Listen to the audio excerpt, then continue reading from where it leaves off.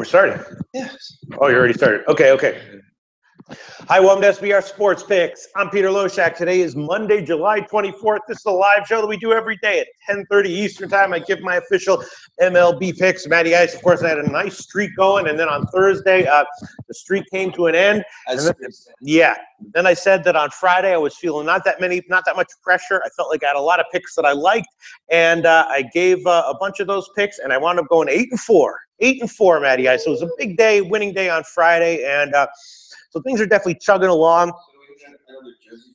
Maybe. Again, we need to fire the fucking makeup chick. She's always fucking gluing this thing on wrong. All right. Okay. Damn interns. Yeah, Matty Ice. All right. So again, as my quote unquote regular viewers know, I'm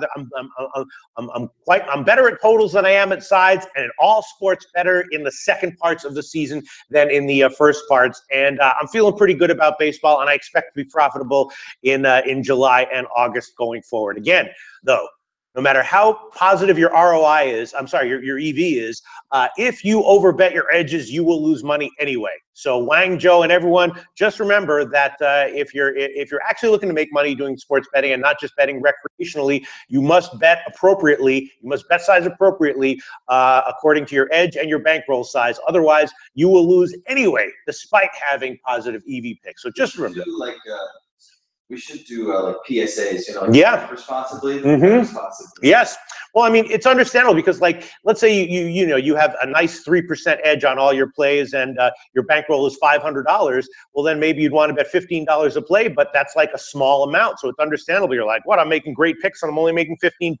It's very tempting to overbet your edges, and it's understandable why, as opposed to like Billy Walters, where if your bankroll is $20 million and you're betting appropriately, you're still betting whatever $500,000 on a bet. So you're like, you don't care if you're only betting 0.5% of your bankroll. So yes, so I do expect to be profitable going forward. Hopefully we can do it. We can keep it going today on Monday. This is a somber day though, Matty. Yeah, exactly that same word. Because I do think that I'm not gonna even say it. I think this is the last Bartolo Colon day in the history of humanity. What a bittersweet life is, Matty. Someone that mentioned for like that Pawtucket River Dog or something like Ricky Henderson did when he was like 62. Oh, he might. I'm just saying, I think this will be the last day where Bartolo Colon is scheduled to start. Now, Bartolo Colon if Bartolo Colon stays in the majors and goes into the bullpen, that will be not good for us because we don't know when he'll come in, and that could scotch whatever plans we have. But Bartolo Colon is slated to start today for Minnesota against the Dodgers. Maybe he'll have a good game. I think more likely he'll get hit. And even he is already talking about. Even he has started to mouth that maybe it might be something to think about retiring. And I think he's the only one that brought it up. Yeah, but he said something about the only reason he still plays is a promise he made to his mother. Really? I remember now what it is. I believe that he is trying to become the winningest Dominican pitcher in history. Really? I think he's only a win-off. Really? Or might be the only one to get to 300 wins. My numbers aren't exact, but I believe that's what I read. If you guys can Oh, well, if that's the case, then it's possible that they might grant him that wish, and maybe he will make some more starts in the majors. My sense is that there's no way in hell, after he gets crushed today, that he will make another start in the majors. So this might be the very last Bartolo Colon day that we will be able to, fortunate enough to see in our entire lives. But nothing lasts forever, Matty Ice. What a bittersweet thing is life. And but Jared, we heard the season most likely. Life. All right, Matty guys. We do have Bartolo Colon day just for today though. And the question is, how do we want to bet it? Now we could just take the Dodgers -1. I admit I did bet that one small in the overnight, although again, anything is possible in baseball. We saw with Clayton Kershaw yesterday that maybe you could you might bet the Dodgers here and 8 players get injured in the second inning. and all of a sudden your bet's looking, your all-in bet on the Dodgers today is looking a little bit iffy all of a sudden. So you could bet the Dodgers team total over 5.5, which actually, I don't know. I could see easily Cologne giving up 3 or 4 in the first 5 innings, and then the bullpen suddenly come in and shutting them down. So I think I'm just going to take a shot with the first 5 innings over 5 minus 125 at Bookmaker and BetDSI. Of course, the Dodgers might do that all by themselves. And Ryu on the other side is Ryu is obviously has some talent, but is a little bit iffy coming back from an injury without any rehab starts. He just threw some simulated games, so he might give up a couple runs on his own. So if by some chance the Dodgers don't put up 5 against Cologne in the first 5 innings, you may very easily get bailed out by Minnesota against Ryu anyway. So I'm going to take Minnesota and the Dodgers first 5 innings over 5 minus 125 at the Chris Books, Bookmaker and BetDSI. That's an official pick starting off the show with that, and that is got to count as low-hanging fruit for sure. Got to count as low-hanging fruit. I could double up and take the Dodgers -1, which might not be the worst thing in the world. I did bet that one, and if it loses, I mean, again, the line isn't that you still only lose less than 2 units if it loses. I did hit that one though, and I'm going to hold off on it for now. But that's obviously a lean, and I'll just think about it. Maybe I'll add it by the end of the show. But for now, my only fade of Bartolo Colon on Bartolo Colon Day, possibly the last Bartolo Colon Day in the history of humanity, is going to be the first 5 innings over 5 minus 125 at the Chris Books, Bookmaker and BetDSI. All right, Matty Ice. All right, Matty Ice. We'll get to some comments in a second. There are some other picks that I made on the overnight. Let me just quickly mention what those were. I definitely took 2 unders. I took the under 9.5 in Atlanta, Arizona with Dickey against Greinke, and I also took the under 9.5 in Cincinnati and Cleveland, Adelman and Tomlin. Understandable why that line is high, but I think it's a slow day for the Cincinnati and Cleveland lineups. And in the Arizona-Atlanta game, obviously Greinke is who he is. Probably going to give you a nice start, and the big question here is what will we get from Dickey? Dickey's last start in terms of his runs allowed was worse than what we've been seeing from him, but overall it was still a pretty decent start. And especially if this game is indoors, which is expected to be, I think we might see another decent start from Dickey. So I took the unders in both of those games, and I will also give both of those as official picks as well. What the hell? The lines are headed down. Cincinnati and Cleveland, under 9.5. I got 108, minus 108 when I bet that one. And now I will take minus 113 at Pinnacle. That's the Pinnacle line right there. And let's move down to the Arizona-Atlanta line. On that one, I took, I think I got also minus 5. I've got minus 118. I forgot exactly what I got on that one. But looks like there's some minus 115s around. And I could just take the 9 at plus 112 at Pinnacle. Let me think about which one I want to take here. Which one would I like to take here? I'll take the 9.5 minus 115. What the hell? That might be a mistake, but I'll just play it safe and I'll take that one. So those are 2 picks, and I'm definitely also looking to fade Mike Leake in general today and going forward. Now, I have to think about how I want to play this one, and I think the way I'll play it is Colorado on the first 5 innings and the Colorado team total over. Well, I'll definitely take the Colorado team total over. Let's go to Pinnacle to find that one, and that will be 4 minus 120, and that is just a pure fade of Leake. I'm expecting him to struggle going forward, and probably in tonight's game as well. And then my other pick on that game would be Colorado, either +1 or on the first 5 innings. And we might see some fireworks late from St. Louis, kind of unexpectedly. Senzatel's a little bit iffy, but I will take a shot also with Colorado first 5 innings, and that is +120, +125 at a couple places. I'm seeing 132 at GT bets, 127 at 5 dimes, but I don't use either of those books. For all the people who say I take cheap lines, that is totally not true. Chris books have 120, and a bunch of other places have +125. Intertops, Heritage, BetOnline, So I'll take Colorado on the first 5 innings +125. So I'm going to fade Leake 2 ways there.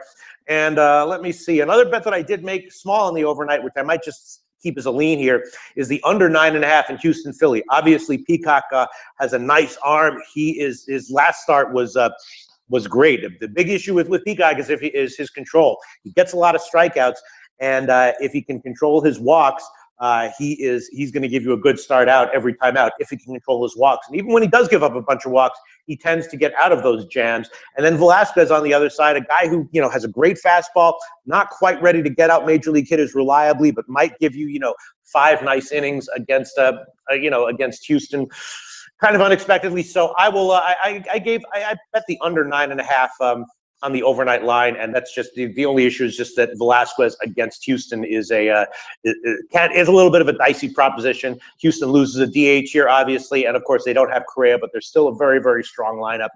That is tricky, but all right, I will. This is very borderline, but I will give it under 9.5 minus 118. Jesus, that is really borderline, but I'll give it anyway. Let me quickly check one thing if I decide if I really want to give this one or not. This is so borderline. You don't quite know what you're going to get from Velasquez. Yeah. All right, I'll give it under 9.5 minus 118. That is at Pinnacle. Under 9.5 minus 118 in Houston and Philadelphia. That's going to be an official pick. All right. Moving on, other bets I made. I did take Oakland small as an underdog, but that I'm probably going to keep as a lean. The Baltimore-Tampa Bay game is very interesting. Gossman, as my regular viewers may know, I predicted that he would be that he might be better going forward, and he did have a nice start in his last start out. Now he goes on the road against Tampa Bay. That's another game where I took a small shot with the under and a small shot with Baltimore. Snell is the big question mark for Tampa Bay. If Snell, loses his control and gets hit here, Baltimore is probably a great bet. If Snell has a nice 5-inning start, then the under is probably a great bet. So those are both leans. I think I'll keep them as leans, but I'm thinking about that one. And I also made a small bet on the over 9 in a KC Detroit with Hamel Verlander. I also made a small shot with Detroit -1 with Verlander starting. Detroit, of course, hitting very, very well since the All-Star break. They tend to do well at home. Casey's coming off of a lot of a run of wins at home, and now they go on the road here. So I did take a shot with Detroit -1 and the over 9 in that one. I also took a small shot with Miami as an underdog. And I also took a small shot with Seattle -1. Paxton against Rodriguez. Paxton looks like he is regaining his lights out form, and Boston's struggling a little bit. They are bringing up that minor leaguer to play third base for them. That might give them an unexpected boost. Rodriguez is good, but in general, we've got two lineups that are a little lethargic, and I think that the bonus here that Seattle gets from having Paxton in good form is probably pretty strong. So I took a shot with Seattle -1. I'll probably just leave that one as a lean here, though. Then we have the Mets against San Diego, DeGrom against Richard, and I'm guessing DeGrom's going to have a good game, but I don't know if I can bet this one. I don't think that I can't take the Mets in the -160s. Can't quite take the San Diego team total under 3, and I can't quite take the Mets on the first 5 innings all the way up at -170 or 175. So even though all of those would probably be bets that I would consider to have maybe small value, I'm probably going to hang off the Mets San Diego game. And then Pittsburgh and San Francisco, that's a tricky one. Obviously, at first glance, it looks like Pittsburgh would probably be the side, but I was thinking that I was going to wait until the line went up and then jump on San Francisco with Kane, but the line has actually jumped down, which surprises me. Also, backs up my initial lean on this one. I'm not going to take San Francisco with Kane in the 130s. I was hoping, on the overnight line, it was in the 140s, and I was hoping that because Kane was starting, it would maybe go up to, 160 or something, and then jump on it there. But it's now down to around 132, 128 at Pinnacle, so I'm going to stay off of that one. But I was planning on taking San Francisco if the line had gone up. Cole, of course, great starter, coming off a great start, but his one bad start recently was against San Francisco at home. Now he goes on the road, and it's just and Kane, Kane's bad, but his last start was not that bad at home, and his last start before his last start at home was not that bad. So, looking at this game in aggregate, looking at all the factors involved, I'm thinking that Pittsburgh might just have a small edge in the first 5 innings, and as a home underdog, I wouldn't want to be fading Pittsburgh here. So that pick is going to be thrown out the window. I was looking to, again, take San Francisco, despite the fact that Matt Cain is starting, but not at the line it is currently. Okay. Let's see. All right, let's see. People commenting. All right, so I'm gonna review all the picks that I've given, and then I will I will go to the comments here and read some comments on the games that are on the games that people are commenting on. Again, Houston, Philly, under 9.5 is an official pick. Oakland as a road underdog is just a lean. I'll hold off on that as an official pick, but that's just a lean. Cincinnati, Cleveland, under. That is an official pick, and I might add some more picks on that game as well. Baltimore, wow, is now not an underdog. I took them at plus 115 on the overnight line. Now it's all the way even. So Baltimore would still be a slight lean, and the under on that one slight lean, but I'm not going to take it. Then Detroit -1 for now is a lean. I might add that one onto my official slate later, and the over 9 is a lean. Might add that one onto my official slate later, but for now those are both just leans. Miami as a road underdog, also a lean, but I might add that one later on. Colorado, first 5 innings plus 125, official pick, and the Colorado team total over 4 is an official pick. Arizona at Atlanta, under 9.5 is an official pick, and I might add on the first 5 innings under. We'll see. Bartolo Colon Day, Minnesota, LA Dodgers, first 5 innings over is an official pick, and the Dodgers -1 is a lean. Seattle -1 is a lean, and that's it. That's it for my picks and leans so far. All right, so let's get to some of the comments. Maddie Rightside, Maddie Rightside. Maddie, before as I scan the comments, is there anything interesting going on at SBR that you want to Yeah, of course, always. Yeah. You were ramping right up into the IFBC. There are still some tickets available. So if you want one, please let me know. Let's see what else. Dave Malinsky again, starting this Monday with the Point Blank article every day. I cannot stress to you guys enough how awesome a read those are. And let's see what else is going on right now. Ramping up into football season. We got a lot of exciting stuff going on for that. NFL's, we got our $25,000 contest with Jimmy the Bag. So you can check out sbrcontests.com for that. And as far as today goes, that's about all I got. Okay. All right. Sounds good. It's a bunch of interesting comments. Nice comment from Mike Heap. Pete, you're back. Missed your show this weekend. Need to get out on somewhere on the weekend. Thanks so much for the positive comment, Mike Heap. Thanks for all the initial comments. Seth Berry saying, am I the only one seeing insane value on the Sox this afternoon? I assume he's talking about the White Sox and not the Red Sox. Yes. Seth Berry, that line did not have, of course, an overnight line, so I have not looked into that deeply. But when that line came out, I was shocked. And that's one series that I wanted to talk about with Drew Martin today when we do our series previews. Of course, the White Sox are, I think, 0-8 since the All-Star break, or 0-9, something like that. And the Cubs are 8-1 since the All-Star break. So the Cubs are dominating.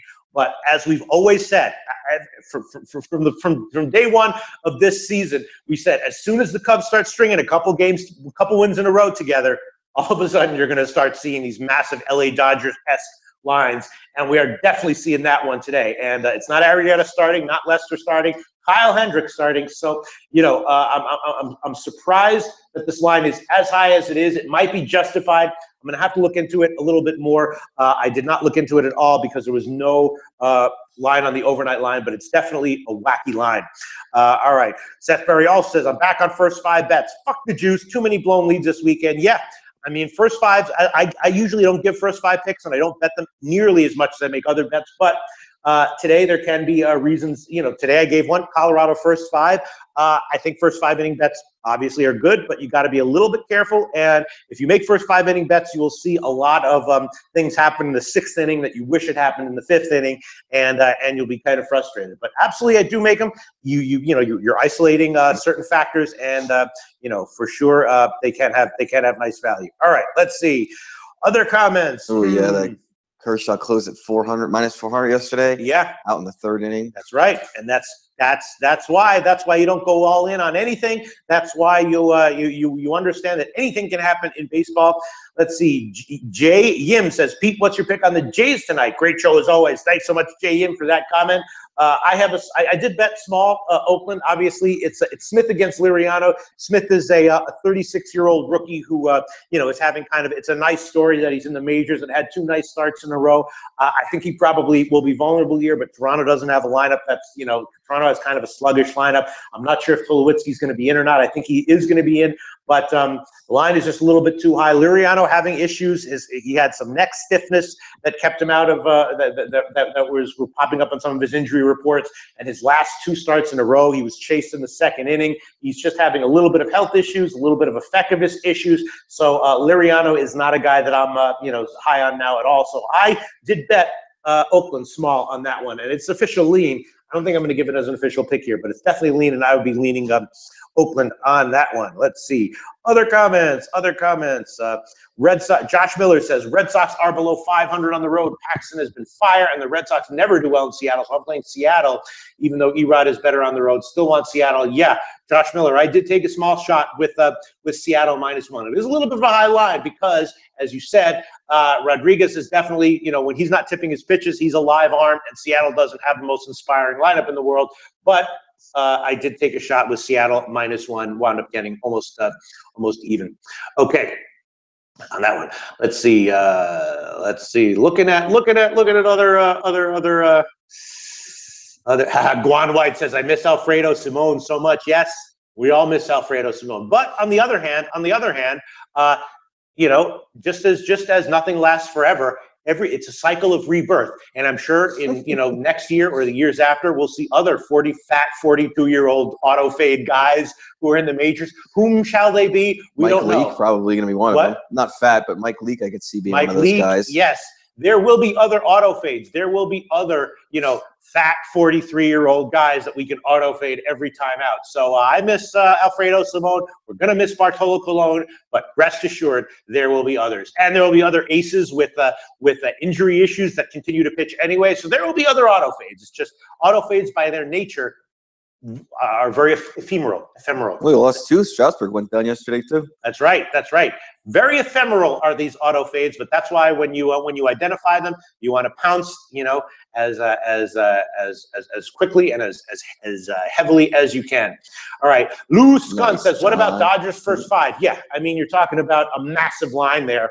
And what would that be? Dodgers first 5, -240. Yeah. I mean, the thing is that Ryu is no guarantee to have a nice start either. So that's why I'm on the first 5 innings over. But Ryu, again, coming back from an injury, did not make any rehab starts, just through simulated games. A guy who could give up a couple runs here and there. We saw that when Atlanta came in. Obviously, Atlanta has a subpar lineup. An inferior lineup to the Dodgers. They still were productive in some of those games. They wound up taking 2 out of those games. So I would not take the Dodgers here on the first 5 innings at -240 because of Ryu. That's why I like the first 5 innings over as the low-hanging fruit pick of the day. All right. Let me look at some other comments here. Other comments. Dale04 says, Astros run line, Mets run line, Rockies run line. Astros run line. Yeah, I don't know. That's a little bit tricky. This Houston-Philly series is going to be a little bit tricky. I'm not going to be on the run line there, but you might have a winner there, Dale. I'm on the under. Mets run line, also tricky. Rockies money line. Yes, I like that one. That is a bet I'm definitely liking. James Stacy says, Pete, Oakland, loving it. Any thoughts? Line fishing. Yeah. I wouldn't say I love it, but I like it. The line makes decent sense to me. I mean, Smith is a very vulnerable starting pitcher, but yes, I am definitely liking it quite a bit. I don't know if I would say love, but definitely liking it quite a bit. Let's see. Other comments here. I don't know. Can't see any comments. What other comments? All right. Too many comments. A lot of comments. Tons of comments. All right. I don't know. All right. Thanks to everyone who's tuning in and commenting and listening. If Matty guys, if you see any comments that are particularly interesting, let me know and I will. Yes, I'm just looking at it right now. Nate Dog 420 says this week is tough because the trades are changing games. Yes. So of course the trade deadline is on July 31st, and there will be trades that will affect all these teams, obviously. So you got to be aware of that. Chris Bravo says, Bartolo Colon day or not? Yes, Chris Bravo. We spent the first 8 or 10 minutes of this show discussing Bartolo Colon and discussing whether or not this is going to be his last start in our lives or not, or if we'll see another one. Okay, let's see. Jesus, all right, another bunch of crazy comments. Let's see. All right. Jared Schrader says low-hanging fruit. Jared Schrader, the low-hanging fruit. Minnesota Dodgers first 5 innings over 5 -125 at the Chris Books bookmaker and BetDSI. All right, let me see. Mally Mal asks, are they talking about the Dodgers? Yes, Mally Mal talked about it for a long time. Wow, Josh Miller says Kershaw closed at -500 in some places. LOL, yeah. I mean, that was really just like baseball in a nutshell. A massive favorite line that might have actually been justified. Then the completely, heart attack, unexpected result happens where Clay Shot, comes out in the second inning. You wind up cashing anyway in extra innings after having 3 strokes and 4 heart attacks. So that right there, that Clayton Kershaw game yesterday was like baseball betting in a nutshell. Now, of course, if you bet that game any which way and you bet, at an appropriate bet size, you weren't having any strokes or heart attacks. You were just like, okay, this is the way baseball is. Maybe I'll win, maybe I'll lose. And I was okay with my bet at the beginning of the game, so I'm okay with it now. If you overbet whatever edge you thought you had, yes, that was a heart attack game and was not fun in a physical sense. Okay. Ace Farmer says Twins bullpen is depleted. I'm on the Dodgers hard today. Only a couple games like this every year. Got to pound it. Yes. Sure. Yes. Again, Ace Farmer. Again, we saw what happened with the Dodgers just yesterday. So I don't know how you can look at the Dodgers today and say you're going to overbet it. But yes, I do think that there is good value with the Dodgers today for sure. I did bet them myself -1. It's just I'm not going to give that one as a pick in this show, or maybe I will. But I think the best bet on this one is Minnesota Dodgers. First 5 innings over 5, or 5.5 if that's all you can get at plus money. Okay, I guess that's about it. We've definitely covered every game. I guess I'll review the card once more, and I'll make some final decisions, change some of my leans here to picks. What do you think about that, Matty? See, I'm thinking about changing all my leans to picks because I feel like I have a pretty good read on these games. It is Monday, and maybe I'll just give them all and just wait. What? What? Jake Parker? I didn't even know that was a thing. What? Jake Parker with a good question. What's that? Who went to the Mushroom Fest in CR 2 weeks ago? I don't know. I know that like mushrooms are a big thing here. They just kind of like grow in all the cow pastures around Costa Rica. There's a lot of wacky stuff in Costa Rica for sure. Austin Geis says a lot of KC hitters do well against Verlander. KC won 4-3 in last meeting. Yes, and I also am leaning over in that one for at 9. I did bet it, and I bet the over, and I also bet Detroit -1. Yeah, you're right. I mean, Verlander is a little bit questionable as that big of a favorite, but it was just a modest bet that I made on Detroit -1. Okay, who's this? Some guy writes in Arabic and then fuck you. Do you see that comment, Matty? Guys, what is that? I don't know. I don't speak Arabic or read Arabic, I should say. That is cool looking. I don't know what the hell that comment's all about, but my interest is definitely piqued. All right, so let's review the card. White Sox and Cubs. A very interesting line that it was that high of a line, but I'm going to hold off on it for now. Haven't had time to look into it deeply because there was no overnight line. Houston and Philly. If people want to take Houston here, I can understand it. Peacock obviously is a great arm, and if he can control his walks in this start, Houston will have a big edge. I think he probably will. I'm going to stay off as far as the side is concerned, but I am giving the under 9.5 as an official pick. Oakland and Toronto. Oakland is definitely a lean. Gosh, I don't know if I want to take. Shit. You know what? I'll throw it on there. Who cares? I'll throw on Oakland as an official pick. What the hell? I'll throw Oakland on there. Plus 141 is the best line at Bookmaker and BetDSI. Cincinnati and Cleveland under 9.5 was definitely an official pick, and probably the second half under is also a good pick as well. But I'm going to pull off on that one as well. Then Baltimore, Tampa Bay. I hit Baltimore plus 115 on the overnight, but now it's down to -104, and the under is just a little bit dicey with Snell starting. So I'll hold off on that one. KC and Detroit. I guess I'll hold off on that one. I'll hold off on that one too. Detroit -1, definitely a lean, and the over 9 in that game is definitely a lean as well. Let me see what the line. Yeah, over 9. That's what I bet it at. I'll hold off on that one, but definitely the over 9 is a lean there. Then Miami and Texas, also Miami at plus 135 or whatever is definitely a lean, but I will also hold off on that one, although it's very, very tempting. You know what? Yeah. I'll throw it on there. What the hell? I'll throw on Miami as an underdog, plus 135. Hopefully at least one of Oakland and Miami wins, and I'll make a few units. Colorado, team total over is a play that I'm really liking for, and Colorado on the first 5 innings, plus 125 is also a play that I'm liking. I'm looking to fade Mike Leake. Atlanta, Arizona, I definitely took the under 9.5 in that game, and also the first 5 innings under is also a lean. That would be under 5 minus 125 or 5 plus 105. It's possible that Dickey gets shelled, and if that happens, so I won't go on it 2 ways. I'll just take the full game under 9.5. But the first 5 innings under would also be a lean, and it's tempting also to think about Atlanta at that big of a line. That is very, very tempting. Obviously, Greinke is strong and reliable, and Arizona a great team, but very tempting to take a shot with Atlanta. Atlanta at that big of an underdog line would be a lean, but I'll hold off on that one. Minnesota Dodgers, first 5 innings over 5, minus 125 is an official pick.